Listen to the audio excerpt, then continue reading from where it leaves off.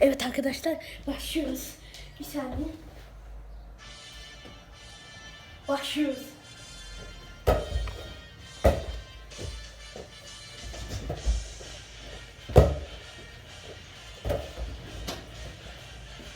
En büyük para.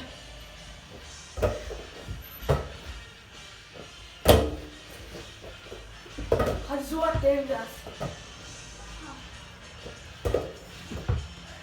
Ne yapayım? Ah be. Arkadaşlar arada kurtarayım. Ya Zuhat dev 90'a. Abonenizi bekliyorum. Çok güzel. Bu arada benim oyun bir ele.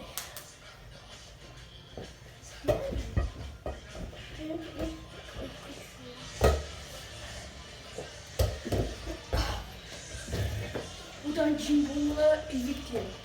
Şike sahip.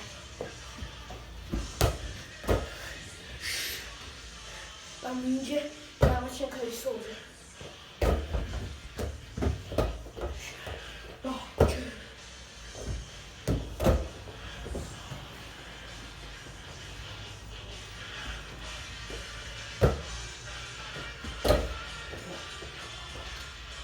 Bir saniye dur.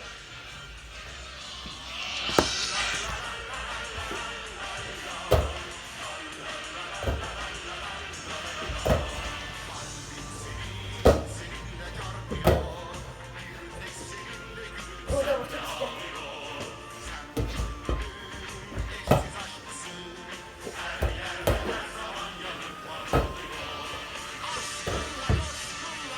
Çok güzel.